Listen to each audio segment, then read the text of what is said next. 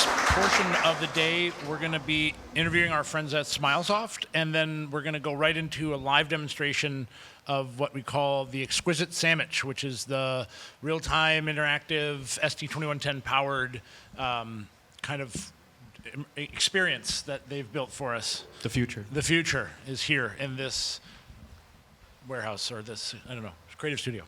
Smilesoft and us, we met at a trade show, I think. And Looper and Walker have worked with Tavia, and so we felt like a strong affinity to them to begin with.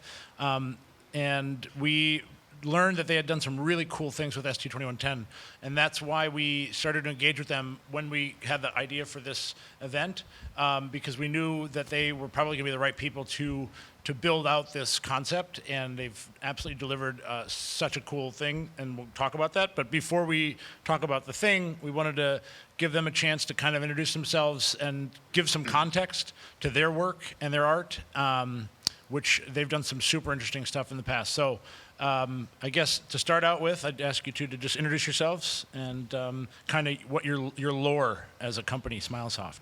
The lore. The lore. My name is Walker.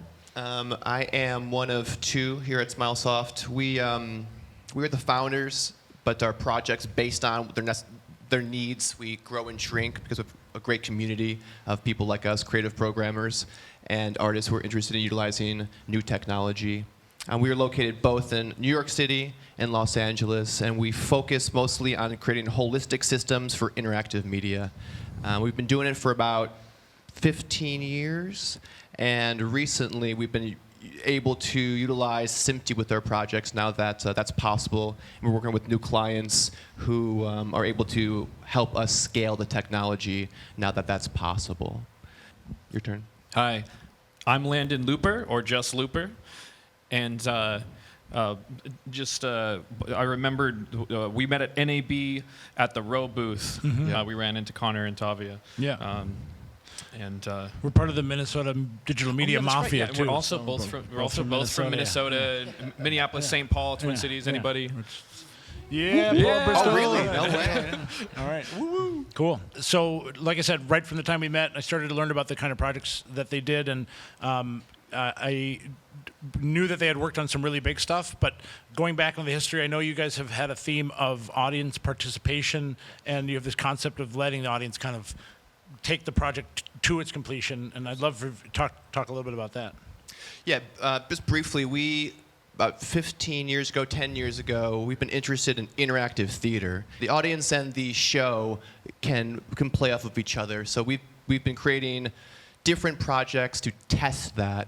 If we pop open CompUSA Live, this was all done, it was called Live Desktop Theater, and it was all created with custom software at the time that everything you were seeing on the screen was being edited live. Every show was different, episode was different, but the immersion level with the audience, how much they laughed, it all interacted with the show. The visuals, the performances was always tied in together. We did another show called Living Room Today, which was similar in the terms of interactive theater. The audience can participate, but this show was done in 2015, and it connected multiple locations all over the world for a live audio-visual music show. Can you talk a little bit about the evolution of the tools that you were using, like off the shelf versus custom software, and then maybe how that leads into your excitement about a more robust streaming technology like ST2110?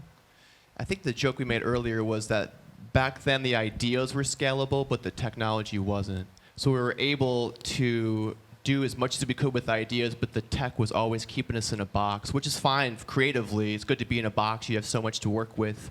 But at the time, a lot of these shows, we had, like for example, sound. SMPTE wasn't around, so sound-wise, sound is extremely important. On video, you can have a little bit of latency and be able to work with that creatively. Sound, you can't do that with. So both of these projects were made in a way knowing the limitations, but also knowing in the future, these are the limitations. As soon as these are crossed, we were excited for the possibilities of real-time interaction between audiences in different locations. And there's a pretty cool video of the living room TV.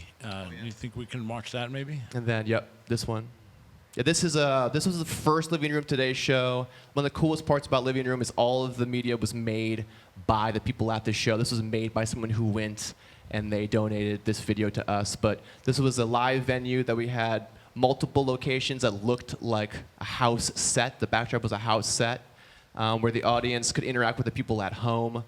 You can see on the wall there's a live feed of all the people at home, as well as the visuals for the show being played in the background. All of the visuals for all of the performances was big in the philosophy is connecting artists, musicians, and visual artists. And all of the visuals for every single performance was over 100 were made by two people who did not know each other from two different places in the world. I think that's a really key point there, is that there are two different people, artists, creators, that didn't know each other, creating something together live over the internet and connecting a physical place. Yeah, we didn't have Zoom where you can have hundreds of people, and it's long before the pandemic, before people thought this was normal. People thought this was crazy and nerdy to do. And, how did this then lead to some of the kind of, I guess, more physical scale stuff that you've been doing recently in New York? Or work at the Portal or the Sphere, like bigger pixel spaces? So we did a lot of work with the Portal in New York. The portals.org people, they had already created the idea of this and a really basic prototype, but they wanted to rebuild it and make it modular, reliable. At the end of the day, it's like a giant smartwatch. There's a square display inside of there that you can't see. It's intended as a 24/7 stream on both sides, life size. Yeah, what we'd like to do, and we could do with SMPTE, or anyone could do, is lease some dark fiber, and we could connect two spaces together with extremely low latency audio, video. Taking something like this, it's inevitable. It's going to happen. It's just a matter of when and where, and how are we going to deal with it. What was some of the limitations of this one in terms of resolution or latency, based on the technology at the time? And did you feel it constrained the interaction that the people could have? Yeah, so there's also no audio. No. Though it's kind of nice because then there's no language. You can't use language, so it forces people to be more creative. People start dancing. People start doing hand signals. Yep. Oh, I know what hand sign signals language they were using. Yeah. Before, I think it had 3 billion online interactions in the first 3 weeks, and definitely the reason was it went viral because of what people did. The tech was cool, the idea was cool, but what people did made it go viral, and that's the whole thing we're trying to do. We're trying to make platforms for other people. Well, I think that's a good segue into the most recent project that I think. Well, I don't know how recent it was, but it's the one that has the most, I think, directly related. The most SMPTE, the most SMPTE is the Brooklyn Mirage. So maybe you guys can give us the rundown on that project. Yeah, I'll start really quick.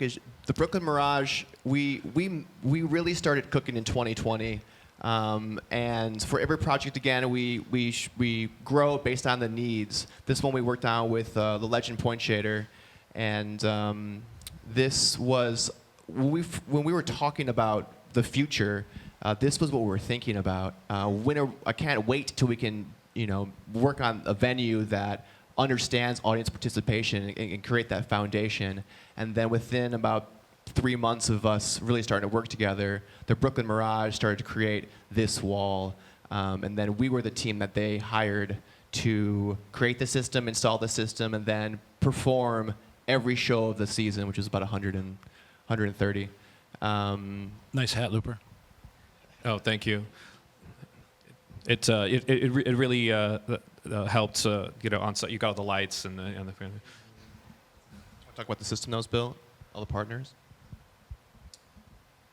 So it's about 200 feet wide screen, and very tall. It was like 30 feet tall, 250 feet wide, and it's like 16,000 pixels wide by 2,000 pixels high, or like equivalent to about 8K or 4 times 4K, and the LED processor it's hooked up to Panasonic Kairos. I think the LED processor is Novastar, but it was like their new higher end one that had just come out. It was literally, the software was like 1.0, it came together. But this was the first live performance venue. It's not the first live venue that had Kairos, but I think it had only been like a few sports venues. Whereas in terms of live performances, here is a DJ, but there were a lot of the bands that that would play here, and various artists. I know there was like Marc Ribier, Rufus Du Sol. I mean, there's a giant list, but. We originally didn't want to do a SMPTE2110 system because it just seemed so risky, but our friend Joey at BTO AV here in LA, he told us about Panasonic. He was like, "Oh, they just came out with this system that nobody even knows that they came out with it," and then it made perfect sense. And it also, compared to the other systems that we quoted, it was about half the cost. Overall. If it was 4K feeds from Resolume, how were you synchronizing those feeds? Or how were they coming into Kairos? So typically it wouldn't be done in that way. So there were a few artists that did want to do one-to-one pixel, like if they came in with a bunch of media servers with NVIDIA sync cards, etc. They could do that, or a single, like one card, 4 outputs. But typically, they would output like 1 or 2 4K outputs, and then we would maximize scale it. that, and sometimes we would take part of the screen and cut it and rotate it 90 degrees. In both. So we would create these templates so they could load, like for Resolume and Touch Designer, and we would just say, hey, like here, and if they use something else, we would just send them a content map. Yeah, exactly. And then we would reassemble it in Kairos, and we also would have the iMeg feeds for PTZs and other cameras. We would switch it. So it was a thing where we could do really high fidelity stuff on our media servers, but then we could switch over to the iMeg for low latency. And that was the flexibility of ST2110. Exactly. Yeah, exactly. And now that the servers have ST2110, now we can use the same infrastructure for both. One of the things that's always been the most frustrating for me in the large system world is that traditionally there's been a linear relationship between the number of pixels and the size of the canvas in terms of the amount of compute that you need. And this compute is pretty expensive. I mean, these are specialized computers with high-end graphics rendering. And if the more kind of complicated or interactive or multi-layered, multifaceted content you want to make, the steeper that line gets. 1 server per 4K, 2 servers per 4K to hit certain levels of interactivity. And when you're trying to enable an immersive venue or some kind of really cool performance piece that has interactivity, has real-time pixel generation, it becomes cost prohibitive really quickly. So when ST2110 was implemented in PIXERA, and we have these kind of real-time integrations with Unreal, Notch, and Touch Designer coming soon, as well as the launch of a new API for our render engine called Render Bridge, I saw this really interesting opportunity to position PIXERA as this kind of open, standards-based hosting platform for real-time applications that could be mapped to really large pixel spaces. This is not a new concept. It already exists in things like VFX. Looper brought this up yesterday. I believe it's, they call them AOVs, which stands for, I think, arbitrary output variables, where you render a scene and you have some additional passes that put out the depth, normals, things you can use to like relight and better composite the scene in Nuke. Most likely. So in this case, we have a fluid simulation in one software. We have running an on one open world. computer. Yeah, exactly. So that's running on one computer, and then we have an open world in Unreal Running on one computer. So the GPU is dedicated to that. Touch Designer is doing the fluid sim. It's also doing some machine learning depth estimation from the Panasonic PTZ, which is on 2110. Ideally, we could even have a separate server for that. We didn't in this case, just space. Never enough servers. But each of these things on their own to really push the fidelity, it require its own GPU. And in the past, or like on the Mirage, we had like a server that we custom built that had 4 GPUs in it, and you can make that work. And we even had things working in terms of passing the buffers between GPUs and pinning memory and things like that, and doing that in efficient ways. But this is more ideal. It scales better, and it gives you more flexibility, isolation, and the third machine is both rendering the fluid simulation and then also compositing everything together. Yeah. And again, that could be 2. That could be another split there. We do have a quadplex that kind of shows the UIs. But before we go to that, I just wanted to talk through. So the PIXERA system, which is in the rack. There's 3 nodes. 2 of them are just running real time, and then one of them is running real time as well as compositing the feeds that are being generated by the others. So that's the Sammich, right? That we've generated different layers of the Sammich on different machines. They're all being output via ST2110 and composited upstream, downstream. I don't know. I don't know which way the river is flowing. Oh yeah. Well, and that's the best thing is it could flow both ways, Yes. and we could even set up feedback loops. We accidentally set up a feedback loop Right. while setting it up. It looked pretty cool. But to the point that you said earlier about pure pixel data, that we have 32-bit per channel position data, like XYZ, that just represents where the particles are.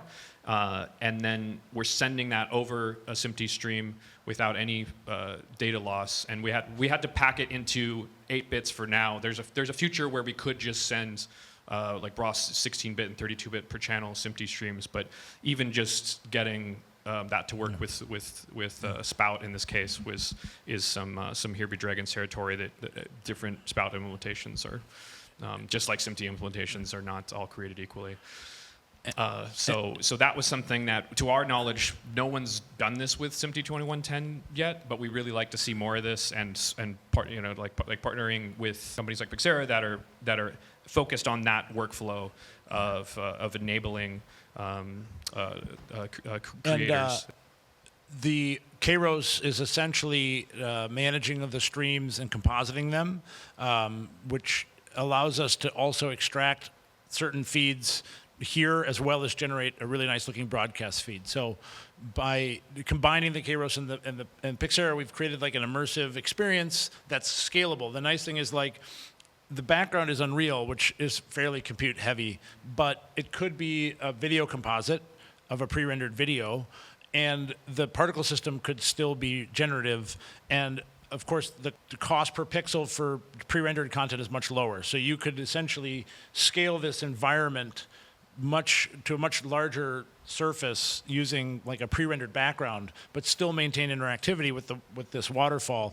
And that waterfall can be positioned anywhere on the background, so anywhere in the room. So wherever the user approaches the surface, that the interaction shows up there, even though the compositing server that's producing it is not rendering any of the pixels. It's just receiving a rendered texture from some other real-time node. I would say like an alternate, like ideal pie in the sky version of this with a giant, let's say 16K LED wall sphere.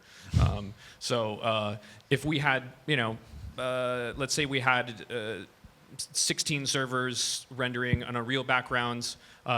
We had one server doing a fluid simulation because scaling simulations is not something we're going to get into today. But we could have another 16 servers rendering a fluid simulation, and this is a common thing, or like where physics simulations are, especially fluids, are actually quite easy to compute.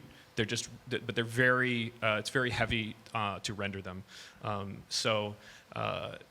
Because of SMPTE 2110, we can broadcast this with multicast to all of these multiple render nodes. and set up dependency chains and have like minimal latency. So this is a really cool thing about the Kairos is, well, this all could have been live feeds from the desktops, but we ran out of network bandwidth. So these are pre-recorded little screen clips of the PIXERA UI, as well as and you guys can talk about what we're looking at here. So we can start in the top right. So in the very, very top right, you'll see just the plain feed from the Panasonic UE160 with SMPTE2110, and that's being sent directly to a PIXERA server. It's also being sent to the Kairos. You can pull it up on the Kairos at the same time for whatever purposes, different presets. But in this case, then right below that, you'll see a black and white image, which is using these state-of-the-art machine learning frameworks to get depth, and then that ends up colliding with the fluid particles. And then you'll see this very kind of like TV static image. So yeah, so that is the particle data packed into a format more or less ready to send over SMPTE2110. We put it in the bottom left corner of a 1920 by 1080 feed to make things simple with the session description protocol files, STP, and also to give us room if we want to do way more particles, we could take up more of that. And change it, and then on the bottom left, you can see the Unreal scene where it does not have the fluid composited, and then you see that the fluid is added there, and so there's really there's two visual elements at play from two different servers, but then the third element is this, invisible data that looks like TV static until it gets rendered. You can see the STP files. So can you go to the there Plex you go. again? Yeah, because you can see this is a live. And then the final result on the bottom right.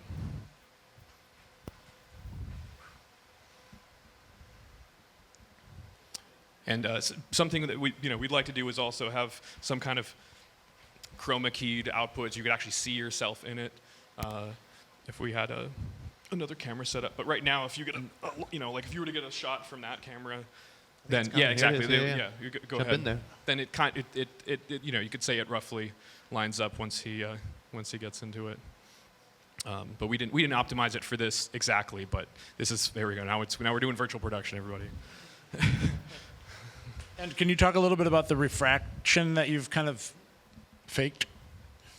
Yeah, so we do support world space ray tracing with this, though in this case we're using a screen space tracing technique. To get the refraction in there, the fluid renderer running in Unity has a quad geometry lined up to the camera frustum, and it's so it's kind of like a movie screen. It's like that scene is at a drive-in movie of the Unreal scene to pull the refraction in, and especially when objects are extremely far away, it doesn't matter so much anyway. But one of the things that we could be doing is we could be streaming like an HDRI environment map of the scene. We could render out the scene onto a cube map and then relight things in another scene, and have reflections on the front.